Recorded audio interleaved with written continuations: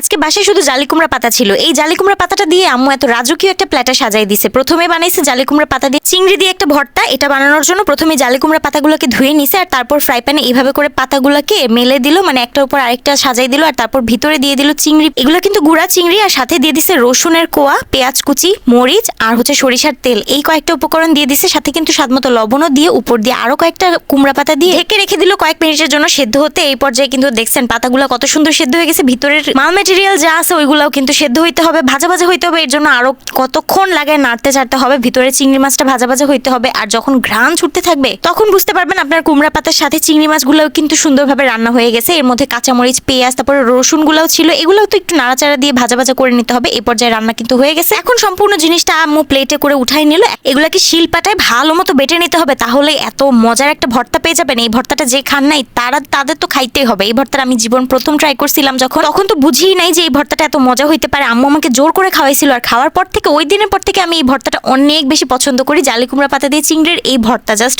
Awesome. মিহি করে সব বেটে নিয়ে এর মধ্যে কিন্তু পেঁয়াজ কুচি আর সরিষা তেল দিয়ে খুব সুন্দর করে মিক্স করে নিয়েছে। আর বাস আমাদের কিন্তু কুমড়া পাতা আর চিংড়ি মাছের সংমিশ্রণে বানানো মজাদার ভর্তা রেডি হয়ে গেল। খুদের ভাতের সাথে এই ভর্তাটা থাকলে শুটকি ভর্তা, আলু ভর্তা সবকিছুকে ভুলে যাবেন, এত মজার হয় ভর্তাটা। এখন শুরু কুমড়া পাতা দিয়ে আরেকটা বড়া বানানোর রেসিপি। এখানে মসুর ডাল আর অল্প একটু চাল বেটে নিয়েছে, এর মধ্যে সব ধরনের গুঁড়া মশলা মিক্স করে নিচ্ছে। এই ডালের সাথে আগে থেকেই কিন্তু আদা রসুন বাটা মিক্স করে নিছিল, আদা রসুন বাটাটাও দিবেন মনে করে। আর সব মশলা মশলা একসাথে খুব মিক্স করে নিয়ে তারপর এক একটা এরকম আনাম কুমড়া পাতার মধ্যে হাত দিয়ে ডালের মিশ্রণটা প্রতিটা স্তরে স্তরে ছড়াই দিতে হবে। আপনারা ভিডিও শুরুতে দেখছেন না আমাদের বড়াটার শেপ কিরকম ছিল, এখন দেখাই দিব শেপটা ওইরকম কিভাবে করে হয়েছে। এই যে দেখেন, প্রথমে ডালের মিশ্রণটা ছড়াই দিয়ে তারপর এক পাশ করে উল্টাই দিতে হবে, তারপর আবার কিন্তু আরেক পাশ দিয়ে উল্টায় ডালের মিশ্রণটা লাগাই দিতে হবে। এই যে দেখেন, দুই পাশ দিয়ে যখন উল্টানো হয়ে গেছে, প্রতিটা ভাজে ভাজে কিন্তু ডালের মিশ্রণটা লাগানো হয়েছে। এখন উপর নিচ করে আরেকটা ফোল্ড দিয়ে ওইটার উপরেও ডালের মিশ্রণটা লাগাই দিতে হবে। এইভাবে করে কয়েকটা লেয়ারের কিন্তু হয়ে গেল পাতাটা, আর প্রতিটা লেয়ারেই ডালের মিশ্রণটা লাগানো হয়ে গেছে। এইভাবে বড়া একবার ভেজে খেয়ে দেখবেন, জাস্ট অস্থির লাগে। আর বানানোর প্রসেসিংটা সবচেয়ে বেশি সুন্দর। মেহমানদের সামনে ডালের বড়া যদি সার্ভ করতে চান, এইভাবে যে কোনো পাতা দিয়ে এই বড়াটা ট্রাই করতে পারবেন। কুমড়া পাতা, লাউ পাতা সবকিছু দিয়ে কিন্তু এইভাবে বড়া বানাই দিলে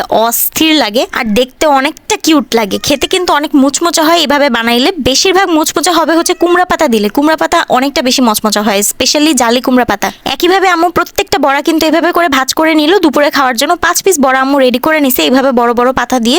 এইভাবে কিন্তু বড়াগুলোর সাইজ অনেক বড় বড় হয়, যার জন্য একটা বড়া দিয়ে কিন্তু খাওয়া হয়ে যায়। আমার যদিও দুইটা লাগে, আমি যেহেতু বড়ার প্রেমী, মানে যে পাকোড়া টাইপের খাবার আমার অনেক বেশি পছন্দ। এই যে দেখেন ভাজা হয়ে যাচ্ছে, আর অবশ্যই এটাকে মুচমুচা হওয়ার আগ পর্যন্ত তো ভাজতেই হবে। একদম মুচমুচা যখন হয়ে যাবে তখন তো আপনি নাড়ার সময় দেখবেন, মানে খুন্তি দিয়ে একটা নাড়া দিলেই খচখচ করে আওয়াজ হয়। যারা ভর্তা খেতে অনেক বেশি পছন্দ করেন তারা কুমড়া পাতার ভর্তাটা ট্রাই করবেন, আর যারা এই ধরনের পাকোড়া খেতে অনেক বেশি পছন্দ করেন আমার মতো, তারা কিন্তু এই পাকোড়াটা একবার ট্রাই করবেনই করবেন। বড়াগুলো ভাজিয়ে নামার পরপরে আমি খেতে বসে গেছি। আমার এতটা খিদে পেয়ে গেছিল, আজকে আম্মু খুদের ভাত রান্না করছে, এর সাথে কুমড়া পাতা আর চিংড়ির সেই ভর্তাটা, আর সাথে ছিল কুমড়া পাতার বড়া। এক কথায় পুরা রাজকীয় প্ল্যাটার যেটাকে বলে। আমার তো এই ধরনের খাবার অনেক বেশি পছন্দ। দুপুরের খাবার হোক, সকালের খাবার হোক আর রাতের খাবার হোক, এই ধরনের খাবার থাকলেই চলে। কুমড়া পাতার ভর্তা দিয়ে ভাতটা মেখে তারপর ডালের বড়াটা নিয়ে যখন মাখায় খেলাম, উফ কি যে মজা লাগছে। আম্মুকে অনেক বেশি থ্যাংক ইউ এত মজার একটা প্ল্যাটার বানাই দেওয়ার জন্য। ভর্তাটা তো অবশ্য অনেক বেশি মজা ছিলই, সাথে আমার বড়াটা আরো বেশি ভালো লাগছে।